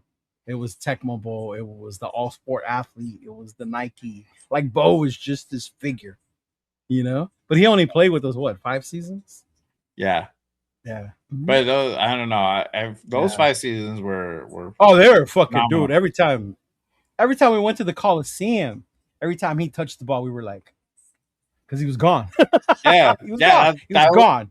But it was, bro, and it was that, and then the fact that he was one of the rare dudes that played like a dual professional sport. So he played the baseball. We talked about it earlier, where he was, he had that contract for the Royals, and he actually started for the Royals, which is crazy. It wasn't like, oh, he's a utility guy or whatever. He's playing like DH or some fucking shit like that. He was actually like in there playing like every day, There's this play. I don't know how many people follow baseball, but when Bo was at Kansas City, this dude named Harold Raines, he was running all the bases, trying to score from first, right? Trying to score. And they were waving him in. Bo caught the ball off the bounce, bro. Turned and just threw it.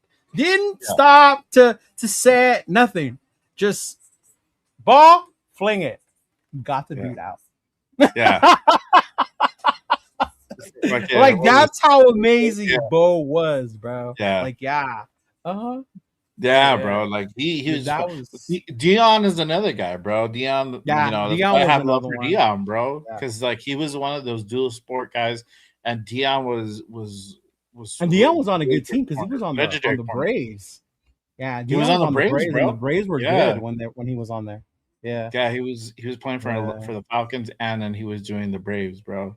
Mm-hmm. And it's we're probably not gonna see that probably within our lifetime anymore. I don't see that ever happening again. Most teams are like, nope. That and then the way they are now about protecting you, and you can't do this because you're our star and things like that. Yeah. Mm-hmm. Yeah.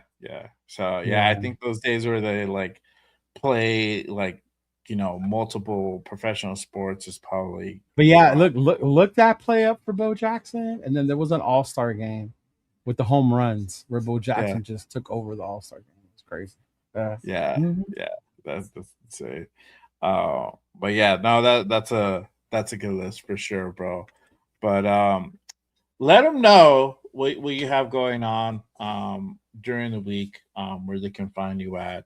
So Mondays, I come on the with Rundown, State of the Nation. Mondays at 12. Me and Rundown come on, so keep on the lookout for that. And then, of course, with Beavis and Butthead over there on Tuesdays, the most notorious podcast with Jeff and Will, and then our newest edition, the newest Las Vegas resident, LV Raider 10. Try to get him to go out there and do more things. Yeah. And then, of course, the Poodle Raider podcast on Wednesdays with me, Raquel, Chona, and then Queen V when she's able to come back as well. Yeah. But I'm really excited for the home opener, dog, and the things we got going on in Vegas. In Vegas. So I don't know if you saw, but in Vegas they just added another performer to the event, to the Silver and Black what you call it, the Silver and Black party. Yeah, so I heard. Yeah, they had it. So Saturday, September 12th, gates open for the Fremont Country Club, right? Brought to you by Rated Crusaders. I myself will be there as a vendor, right? But Little Easy E just got added on to the list. And then I don't know if you saw the day before that, they did announce Lazy Bone, right? Okay.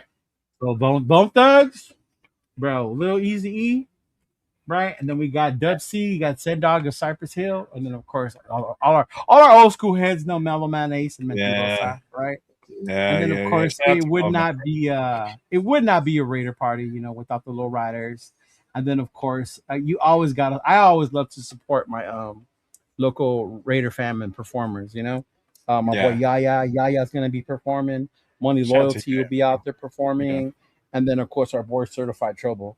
So you know what? Yeah, I get it. People are like, "Oh, we see them." I don't care. I'll see them all the time because I love to support them. Especially a lot of them have always made me feel welcome when I go to the shows. When I go to Vegas, it's like seeing family. So man, we got that one going on Saturday, September 12th, bro. So the 2026 home opener block party. Yeah. Shout out to Cypress and Mellow Man. Southgate's finest, bro. Right. This from my whole hometown, bro. Surgate, Surgate, bro. I know. Like, I'm not wearing my Southgate shirt today, but I got my Southgate. Look at this guy. Can I put Mendoza on my Rushmore list? There you go. Hey, bro, you do whatever you want to do, boy. Right? Yeah. You put whoever you want on there, bro. Oh man, shout out to you and Ben. I shouted you guys out earlier, man. Great show yesterday at the Silver and Black Lounge, man. So make sure you guys go ahead and catch that show. Catch Poodle Raider podcast as well, and State of the Nation with our guy Rundown and Leo, and the Notorious podcast as well on Tuesday night. So a lot of great shows coming up for sure. And then obviously y'all already know. Man, that weekend of the home opener is gonna be wild.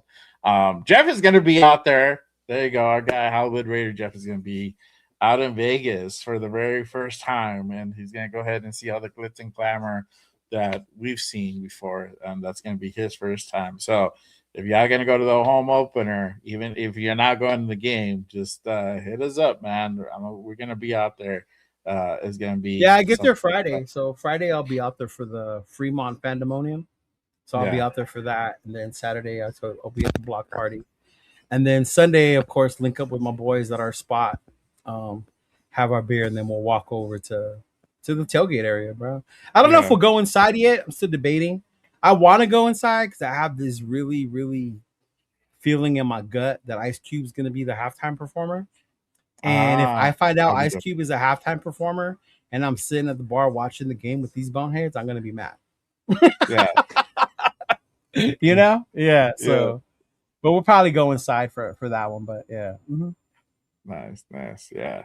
So, Yeah, I'm excited, and we'll see what we go ahead and get into over there Oh, for Wheels in sure. the house. Like, think about Dumb and Dumber. There you go. There's the other one right there. Uh-huh. Yeah, Uh-huh. he's probably on a break, bro, on his lunch break or something like that. Shout out to Will, bro. Make sure you guys go ahead and also subscribe to my guy Raider Will Silver and Black Raider podcast as well. Hey, But huh? Are you coming to LA? Nah, probably not. Because you It's realize like this year is basically 2 home openers back to back. yeah, Yeah. yeah. I don't know. I don't know if I can make that one. That'll be pretty hard because of work. Oh, okay. So yeah, maybe. Giving Will all that shit about work. Like you can't come to LA because you got to work. I gotta work, bro. Yeah, the thing is, like, it's farther than Vegas, so it takes me forever to go and come back. I don't know. Oh, We'll it see. is. That's right. You're in New Mexico, so Vegas is Yeah. closer for you. Yeah, I mean, I got essentially free room and board, but still, like, it's a mission to kind of get all the way over there. I don't know. Well, I'm gonna figure it out. We'll see. And then plus two, bro. I hate doing SoFi in September, bro. Well, that's why I brought it up, because Yeah. this year there's a plan. There's a solution for us. Okay. There's a What's the solution for us. So you go on my page. I have the flyer up for the Saturday pool party at the Tom's Watch Bar, right? There's going to be a DJ at that. But Sunday, they're going to do a game watch party there. So if you don't want to go inside SoFi, and if you're familiar, it's just across the street from SoFi, bro. So we can go to SoFi, walk around the tailgate, and then go watch the game at Tom's Watch Bar at that watch party. And we don't have to go inside that swamp ass stadium. I know, bro. I'm like, God damn, Yeah. I can't do that shit. So that's bro. Saturday, but then I'll have the flyer up for Sunday and I'll put it up. But actually, Mike from Raiders Against the World, he has the flyer up for Sunday already. And Sunday, see, it's a watch party on Sunday as well. Yeah, so this is for the pool party. Those tickets are on sale already. Yeah, that one's gonna be dope, bro. A pool party in LA, rooftop. Come on now. Jeff's staying at that hotel, so Jeff's gonna put on his bathing suit and come on over. Yeah. At which one? Which hotel? Oh man, what's the name of the hotel again, Jeff? Yeah. Mm-hmm. Was it no? It's not the Hollywood Park Casino. They're not a hotel. No. This is the one across from that. Yeah. Oh, okay. Yeah. Oh, there you go. There you go. Yeah, I'll see, bro. And those of us who go to LA, it's not that we don't want to go inside and rep our team. That's not it. Trust me. It's how miserable it is inside that stadium. God. This time of the year. Terrible. Terrible. I'm going to go in 2 weeks to see a Karol G concert, dog. I'm already dreading how hot it's going to be inside. Yeah, it is at nighttime, so it's a little bit. Yeah, exactly. So it'd be cooler, but it's so humid as fuck. Yeah, you guys have to go to like a Raider versus Chargers game in LA or Rams, whatever. Later in the season. Like, or no, you have to go during a September game to experience what we're talking about, because it's hell. Because you think because we went last year in October, and because the Raiders, it was in November, whatever it was, but we were doing so shitty, hardly anybody showed up. Yeah. Mm-hmm. I know. I remember going one Anthem year. is the name of the hotel, the Anthem. Oh, the Anthem. Oh, okay. Hey, make sure you guys go hound Jeff at the Anthem. Come that week. Okay, there you go. The Los Angeles Stadium District. Okay, so that's what, closer to like downtown. I don't know where. No, SoFi. Oh, like that SoFi. Yeah. Oh, okay. Yeah. Okay. Yeah. The Cosmos around there. The Tom's Watch Bar is around there. Hollywood Park is not that far from there as well. Yeah. I used to go to Hollywood Park before the SoFi was there, before the casino was there. So yeah. How old I am. But you guys got to go to like a Raider Charger game in SoFi to know what we're talking about, because I know I went like I went 2 years, not in a row, but I went 2 years at SoFi, and man, I was sweating my fucking sack off. I felt like I was in a sauna. It was that terrible. It was like melting in my seat. and like I'm like lit and hot is not a good it's not a good mix, no. Bro. Especially when that sun hits. Damn. Yeah. Good luck.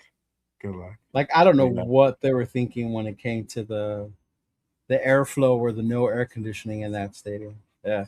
Yeah, I don't know. Mhm. They thought they were gonna get the constant like ocean breeze or whatever. The ocean's not that far. I mean, the It's ocean's not, not that but close. but Yeah, still, yeah.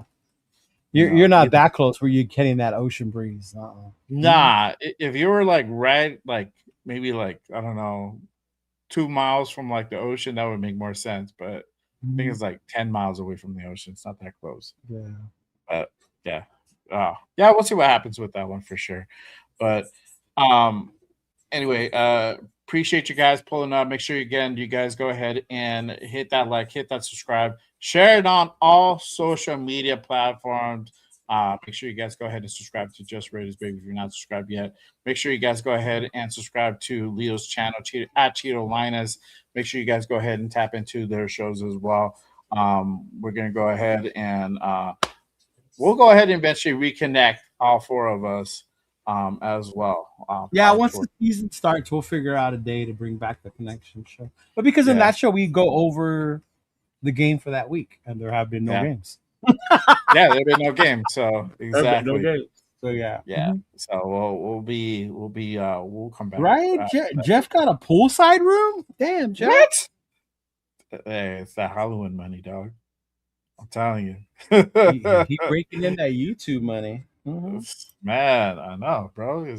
He's on like 5 days a week. There you go. Make sure you guys also go ahead and give our guy Raider Jeff a follow as well. Yeah, what did Will say? Jeff living that luxury life. Hey, don't let Raider Will trick you either. Will does too, but he does it as a tourist, not as a Raider fan. He prefers to tour the cities we play in. Exactly. He loves that that travel for sure, bro. So I know. Hey, you got to come out to Vegas for one game, dog. Come on. Right. That's why I'm gonna try to convince Will to come out for the home opener. He probably won't, but he'd be like, "There you go. See, he's like, I'm poor." I'm like, he's a baller. He thinks everybody's a baller, dog. Right? He has his own business, dog. Like, come on. Yeah, he thinks everybody. I'm like, oh, Jay's balling. I'm like, no, I'm not, bro. Right? I'm out here working for the man, dog. You got your own business. I just budget carefully, bro. I just budget really carefully, But yeah, we'll see. Anywho, appreciate you guys. I will be back. I will be back. Probably not this week coming up, but the following week for another episode of Good Morning Raiders. Make sure you guys go ahead and tap in on Monday for a new episode of Raiders Unfiltered with my two guys, Primos and Raider Will. We'll go ahead and talk about training camp that will start the following day. Make sure you guys go ahead and tap in. We will be on at our usual regular time, which is around 5 p.m. Pacific. So make sure you guys go ahead and pull up for that one. But I appreciate you guys. Love as always. I will see y'all next time. As always, remember, just Raiders, baby. Oh, real quick, shout out to our Raider fam out there in Oakley this weekend, up in the Bay Area. There's a big event going on today, so shout out to them. Hope they all have a blast. Raiders Sing is the one that threw it. I'm hosting. Okay.